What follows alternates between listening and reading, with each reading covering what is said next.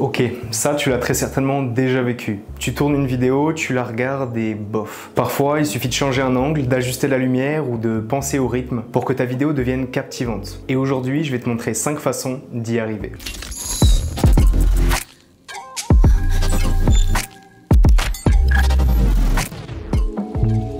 Tu vois, le tout premier conseil que j'aurais tendance à donner, c'est de faire varier les angles.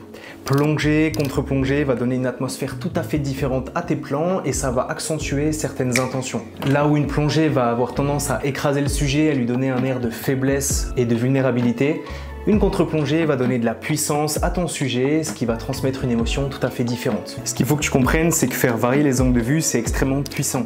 Ça permet de conserver l'attention de ton spectateur, en plus de le surprendre. Et pour toutes les personnes qui se trouvent encore des excuses, ce genre de plan est réalisé dans un bureau qui fait moins de 9 mètres carrés. Comme quoi, trouver des angles, ça force la créativité.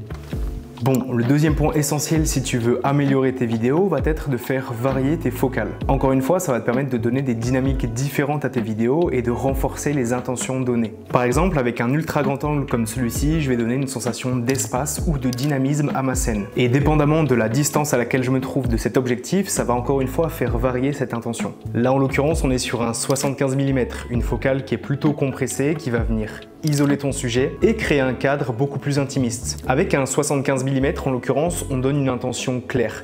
On veut se rapprocher d'un sujet ou de quelque chose, donner une intention encore une fois à notre histoire et évidemment créer une lisibilité dans l'image. Avec ce genre de composition, vos yeux se recentrent sur l'image et vous n'êtes donc pas distrait par le reste du décor. S'il y a bien un outil aujourd'hui que les vidéastes utilisent dans 80% de leurs vidéos, c'est bien évidemment le stabilisateur. Et au vu de son accessibilité et de la facilité déconcertante d'utilisation, je pense que c'est un outil qui a le mérite d'exister et d'avoir sa place dans le marché. Cependant, il y a quelque chose que les vidéastes négligent un petit peu, j'ai l'impression, c'est le fait de revenir au basique. Et quand je dis basique, je parle évidemment d'un trépied. Je m'en sers depuis le début de la vidéo et ça nous permet tout simplement de venir créer des plans fixes avec une réelle intention. Parce que oui, le plan fixe vient créer de la tension, vient donner du poids dans une scène et il vient accentuer tout ce que j'ai dit précédemment. Et cela va nous forcer à créer de belles compositions, à donner encore plus d'intention dans nos scènes. Et donc par conséquent d'avoir un meilleur storytelling. Alors oui, si vous avez un stabilisateur, utilisez-le. Mais n'oubliez pas votre trépied pour autant et pensez au plan fixe. Combiné avec des plans dynamiques, cela va créer une véritable variété de plans à vos productions, ce qui les rendra inévitablement meilleurs. Bon, la quatrième étape pour rendre tes vidéos meilleures, tu l'auras peut-être compris avec ce plan-là, c'est de soigner ta lumière et ta composition.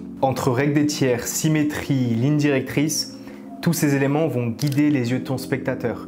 Donc si tu leur proposes un cadre comme celui-ci avec une composition qui est toute désordonnée, il y a de fortes chances pour que ton audience ne prenne même pas le temps de regarder ta vidéo en entier. J'ai mis composition et lumière dans le même bloc. En réalité, savoir composer est tout un art et savoir éclairer en est tout un autre. Effectivement, la lumière est primordiale pour guider l'œil de ton spectateur. Une scène très bien éclairée peut tout à fait altérer la perception d'un plan, ce qui rend la lumière tout à fait essentielle pour former une belle image. Alors applique-toi sur ce point, teste des choses et tu vas vite comprendre à quel point la lumière est extrêmement puissante dans tes scènes. Et voilà, en 5 minutes chrono, tu peux avoir ce genre de résultat. Donc pour bien commencer, éteins la lumière de ton plafond et essaie de composer avec une lumière à 45 degrés de ton sujet. On peut très rapidement passer d'une vidéo ennuyante à quelque chose qui va capter ton audience jusqu'à la fin de la vidéo.